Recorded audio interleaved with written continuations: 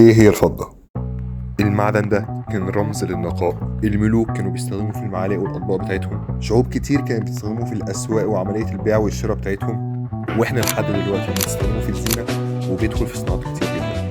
المعدن ده عدى في مراحل كتير وفترات كتير قوي مع البشر. فايه قصة المعدن ده؟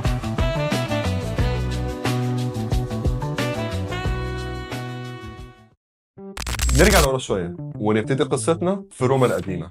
الاقتصاد في روما كان مبني على حرفة الصناعة والزراعة، وحاجة تانية اقتصاد روما كان قايم عليها هو نظام الأسواق، واللي كان كبير لدرجة إن هم عرفوا يوفروا بيئة المعاملات اليومية الضرورية زي الأكل والشرب مثلا، الحاجات اللي احنا بنحتاجها في يومنا العادي. وده خلى إن التخصص في صناعة السلع كان على حسب المكان، وده معناه إن كل منطقة في روما كانت متخصصة في صناعة حاجة معينة. الأسواق كانت سبب في قوة الاقتصاد الروماني، واللي ساعدهم إن هم يعرفوا يوصلوا للتجارة العالمية. واللي يأكد كلامي على مستواهم في التجارة العالمية إن إحنا لقينا في البحر آثار، وده معناه حاجة واحدة، إن السفن بتاعتهم غرقت في الطريق. نظام اقتصادي بالقوة دي كان محتاج يكون في عملة واحدة معتمدة والناس متفقين عليه. الرومان كانوا بنوا نظام مبني على العملات المصنوعة من المعادن النفيسة زي الذهب والفضة مثلا، تنفعنا في التبادل التجاري وتنفعهم في جمع الضرائب. العملة الأساسية وقتها للتبادل التجاري كانت العملة الفضية. روما دولة كبيرة، وقت توسع روما الضرائب الإمبراطورية كلها كانت بتستفيد منها، تمويل حروب، بنية تحتية، والتصليح مكان الحوادث الطبيعية اللي حصلت، وده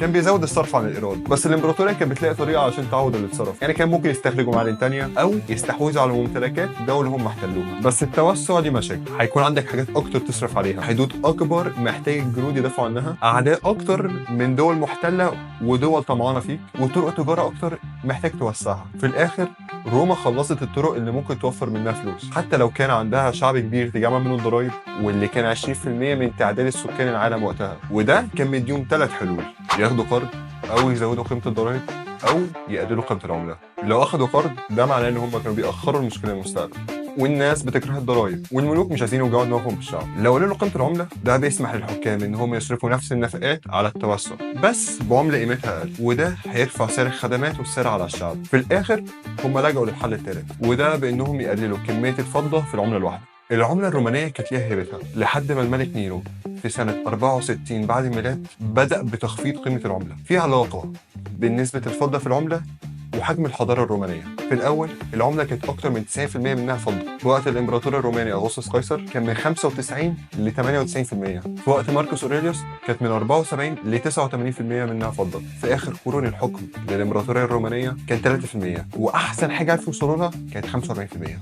في الآخر إمبراطورية روما العظيمة بقت ضعيفة، فلست، خسرت من 5 ل 20% من شعبها بسبب الطاعون الأنطوني، اتفرقت بسبب الحروب الأهلية اللي حصلت فيها، وسقطت الإمبراطورية العظيمة في سنة 476 ميلادية بسبب قبائل ألمانية بربرية. دلوقتي هنروح لفترة تانية، احنا في القرن 16. ثانية داخل على اكتشاف عظيم بعد اكتشافها لسيلوريكو دي بوتوسي، بس هو ايه ده أصلا؟ هنضطر نرجع بالشريط ونلخصه. في أمريكا الجنوبية حضارة اسمها الأزتك، حضارة منظمة وكبيرة. كان عندهم كهنة معتقدين إنهم هيوقفوا نهاية العالم اللي هتحصل بسبب حوادث طبيعية. حلها بالنسبة لهم إنهم يقدموا قرابين للآلهة ويضحوا بالناس، وده طبعا ما كانش عاجب الشعب. لقوا الأسبان داخلين عليهم، أخدوا صفوفهم، وقعوا الكهنة والملوك اللي كانوا عليهم. بس السؤال يجي هنا، هو الأسبان جم ليه أصلا؟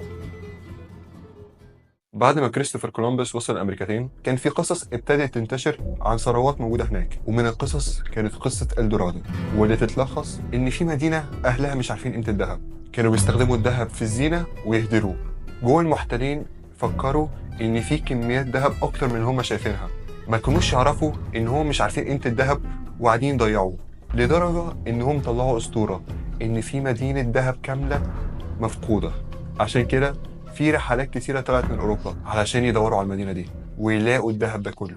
أول ما الأسبان وصلوا الأمريكتين وقعوا الحضارات اللي هناك، وبدأت الحضارة الأسبانية في الانتشار واستعباد أهلها. كانوا زعلانين من القرابين، هم عايزين عمال مش ناس يصرفوا عليهم. بيقول لك في مدينة ذهب مفقودة، ده محتاج مجهود ونقل وشغل. بس أول ما إسبانيا حكمت كان اقتصادها مبني على الزراعة، مع إن الزراعة كانت كتير والمساحات الزراعية كانت كبيرة جدا. هم ما كانوش جايين يزرعوا حتة أرض، هم كانوا جايين عشان هدفهم الواحد بس، الذهب. وطول المدة اللي هم كانوا فيها قبل القرن 16 كانوا لقوا كمية ذهب كتيرة في المكسيك والكاريبي، يعني أمريكا الوسطى، بس ما كانش كافي بالنسبة لهم عشان يكونوا أغنياء. بس في القرن 16 لقوا سيلوريكو دي بوتوسي، جبل الغنى بالأسباني، اللي موجود في منطقة اسمها بوتوسي، بولافيا حاليا. جبل كامل من الفضه، بس من الناحيه الثانيه هم لقوا فضه، جبل كامل من الفضه. بين القرن 16 وال 18 150 ألف طن من الفضة كانوا استخرجوهم، 80% من الفضة في العالم.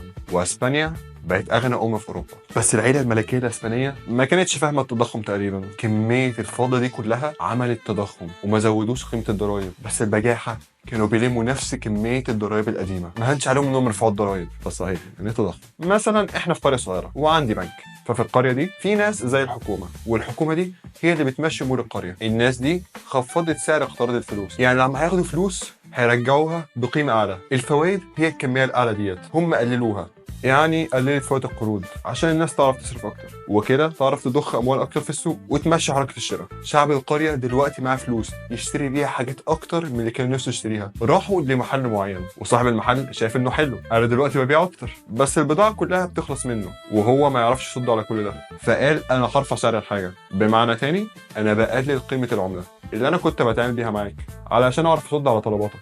فالتضخم هو لما يكون عندك فلوس كتير وحاجات اقل تصرف عليها الفلوس دي. التضخم لما بيحصل ببطء هو اشاره ان الاقتصاد بيقوم، بس في حاله اسبانيا التضخم ده حصل فجاه، فحل التضخم ده انك تزود السلع اللي في السوق، فكان ممكن ينتجوا سلع اكتر، او الحل الاسرع اللي فيه مجازفه انك تعمل حرب.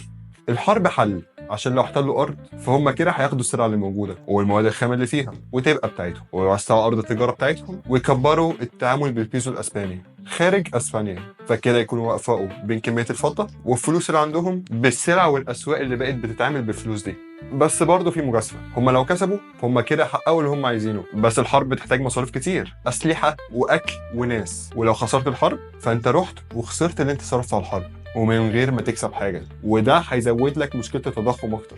واحيانا ممكن تدخل حرب وتكسبها بس اللي كسبته هيكون قد اللي انت خسرته. واسبانيا دخلت حروب فعلا، اي نعم الحروب ما كانش هدفها ان هي تعدل الاقتصاد، بس عرفوا يستخدموا الفلوس على قد علشان يمولوا الحروب دي. واي نعم اسبانيا كسبت الحروب وتوسعت، بس زي اي امبراطوريه عظيمه هيجي عليها وقت وتقع. الامبراطوريه اتفرقت ودخلت حروب وخسرتها. بس قبل سقوط اسبانيا كان في دوله في غرب العالم بتقوم. لما الحكم البريطاني الاستعماري ساب الولايات المتحدة بدأ عصر أمريكا. واحدة من المشكلات اللي قابلتهم كانت صنع شكل مشترك من العملة للمعاملات التجارية. العملات الأسبانية كانت بتمثل أساس لأوائل الاقتصاد قبل الثورة، بس بعدها بفترة دار السك الأمريكي كان اتوجد بعد الحرب الأهلية الأمريكية. بدأ في صناعة عملات الدولار في 1794 والعملة كانت من إيه؟ فضة. بس قبليها في 1774 كانوا عرضوا فكرة صنع عقد ورقي مدعوم بالفضة للاستخدام كعملة، أو بمعنى تاني الفلوس الورقية. بعديها كان في حرب أدت لانهيار العملة، وده خلى واحد من اللي عملوا الدستور الأمريكي توماس جيفرسون يقول الورق فقر، هو شبه الفلوس، هو مش الفلوس نفسها. ومن وقتها الحكومة الأمريكية بدأت في تخفيض قيمة الفلوس النقدية، وفي 1976 العملة دي بقت غير مدعومة وبقتش بتمثل أي حاجة في الفضة. بس الفضة مش شوية زينة وفلوس. زمان في اليونان القديمة كانوا بيحطوا الفواكه في براميل فضة، وده بيخلي الفاكهة تفضل طازة أكتر من اللي كانت بتتساب في براميل عادية. الناس اللي كانت بتسافر في القرن 19 كانت بتحط في ازاز المايه بتاعتها عمله من الفضه عشان المايه بتاعتها ما تعكرش بسرعه. فمن هنا نستنتج ان الفضه بتحافظ على الماده اللي موجوده معاها، ده عشان الفضه تاثيرها مميت على البكتيريا، اوليجو دايناميك ايفكت، وده ان في شويه معادن ايوناتها تقدر تقتل البكتيريا او توقف نمو الكائنات الدقيقه، وممكن تقتل الخلايا عامه باربع طرق. لما ايونات الفضه بتيجي على سطح الخليه البكتيريه بتغير شكل الغشاء بتاعها، فبتاثر على قدره التحكم بتاعه الخليه على مرور الحاجات جواها او براها، وممكن تدخل جوه الخليه فبتاثر على شكل البروتينات والانزيمات والاعضاء الداخليه للخليه والاشارات الداخليه بتاعه الخليه. ورابع طريقه مع زياده ايونات الفضه بتبقى سامه للخليه فوقتها بتقتلها. عشان كده الفضه كانت من اول المضادات الحيويه اللي عرفها الانسان قبل الادويه، ولحد دلوقتي لسه بتدخل في الادويه زي كريمات الاحتراق وغرز من خيوط الفضه. والفضه برضو ليها دور في الصناعات والتكنولوجيا، بتدخل في صناعه السولار بانل الواح الطاقه الشمسيه، ده بسبب ان الفضه هو احسن معدن في توصيل الحراره والكهرباء، احسن حتى من النحاس. هو اصلا ازاي اللوحات الشمسيه بتشتغل؟